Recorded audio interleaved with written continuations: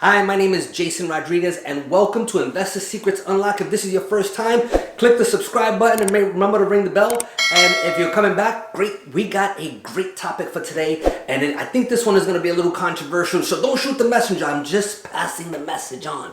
So the question is, real estate license, is it needed to be a successful real estate investor? So let's see. All right, so getting a real estate license, is it needed? I don't know. Let's see. We're going to go through a few of them because in everything, there's some pros and there's some cons. I'll tell you my story when I first got started. When I first got started investing, I thought I needed a license, a real estate license. Why? I don't know. It was just, I thought realtors and brokers were the way to go. And that's how you got into the real estate investing. And what I've also discovered over time, I wasn't the only person that thought that. I still get that question all the time. Hey, I want to start investing in real estate, so I went and I got my license. The thing about it is that getting a real estate license has absolutely nothing, I mean zero, to do with investing in real estate. In fact, when you go to take the class to get your license, it teaches you nothing on how to make any money in real estate and just in real estate in general. They're teaching you like what are the laws that a realtor needs to know, and they're teaching you how to treat your clients, your fiduciary duties, but they teach you nothing about marketing or sales or how to make profit. Nothing like that. And I was glad I understood that right in the beginning. Someone I asked questions and they told me about it, and I was like, okay, God, I don't want to be a realtor. I wanted to make the big profits that are made inside deals. Those are two separate conversations. Do realtors make money? Yes, they make the commissions, typically anywhere between 5 and 6% of whatever they sell the property for. And the investors, how they make money is they buy the property at a discount and then they sell it for a profit. And that profit in between there is their profit minus any expenses that they may have. So what I started to realize was, just recently I had someone come in and they asked me, they said, Jason, what are some of the pros and the cons of me getting a license? I'm brand new. I don't know anything about real estate. Should I go get my license? And my question to them was, it just kind of depends. If you want to sell someone else's property and put people in a car and show them the house and do the whole tour type of thing, there's nothing wrong with that. That's definitely an honorable way to come and make money.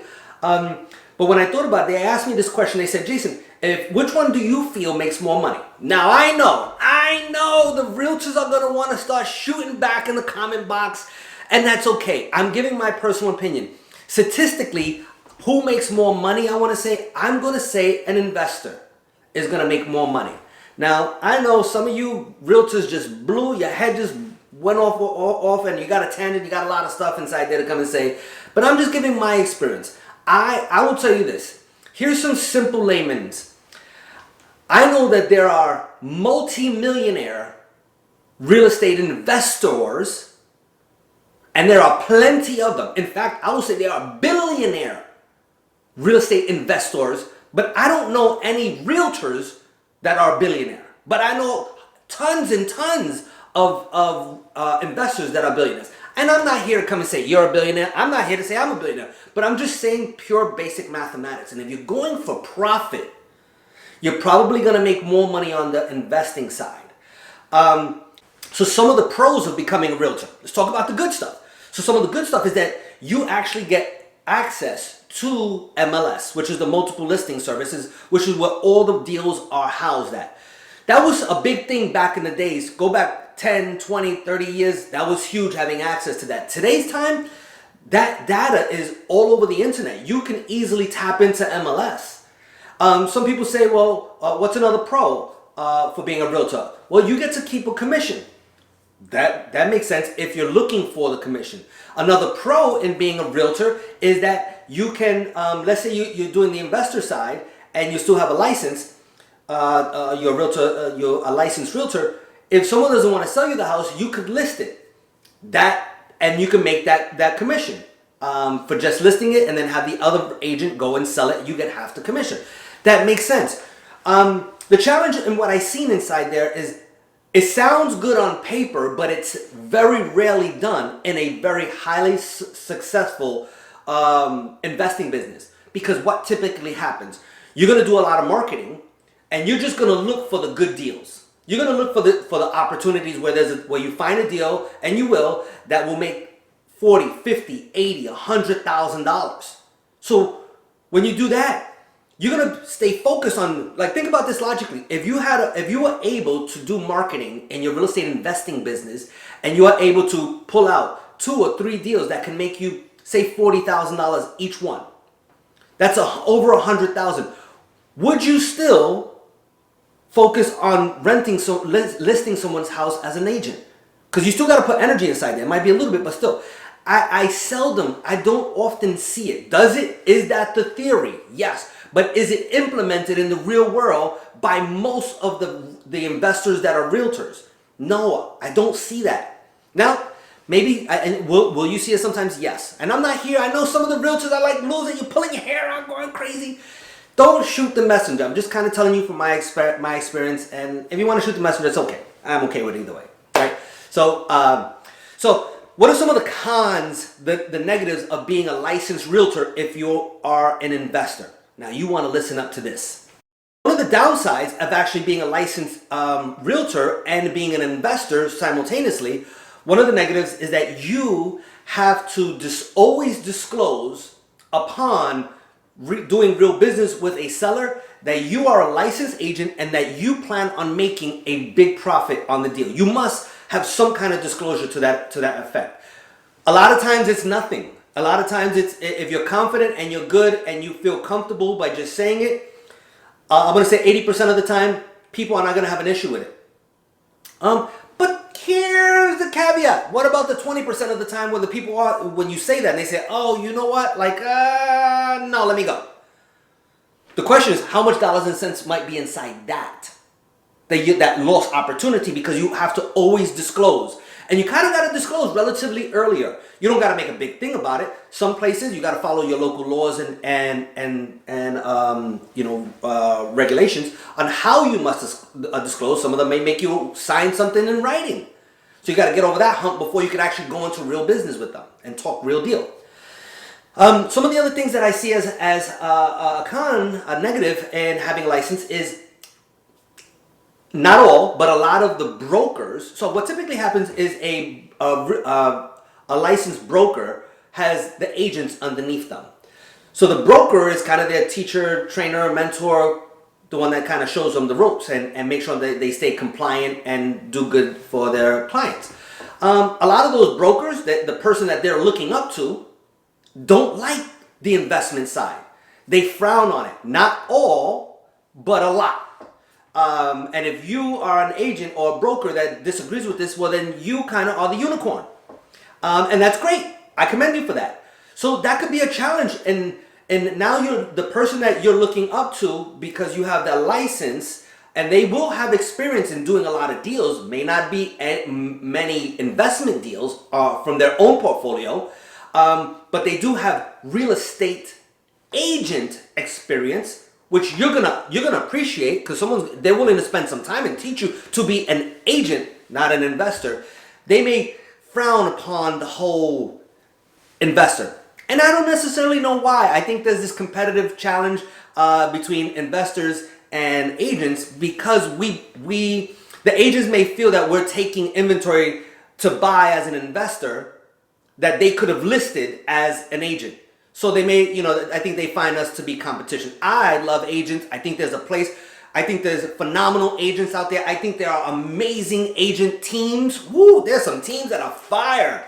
But I also think with that same energy on an agent team, and you put that in an investment team, woo, profits, dollars and cents wise, I'm a little biased, but I'm going to say that the investors would probably make more money. I know you want to shoot me again. Bang, bang, bang, Jason. You beating up the agents. I'm not beating up any. I'm just saying pros and cons in my opinion.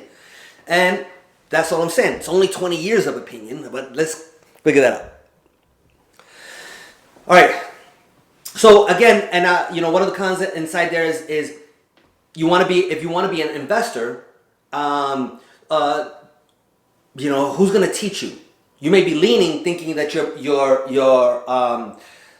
broker is qualified to teach you how to do the mathematics to properly structure a deal, And a lot of times that's not it. They're not looking at the true mathematics as an investor would look. So that can hinder you in being able to buy and sell from there. So those are some of the reasons. I had thought many times earlier on, I've been doing this for over 20 years, so, I thought definitely early on when I needed access to the MLS, and people were like, oh, we have pocket deals. The whole thing of pocket deals doesn't really exist too much.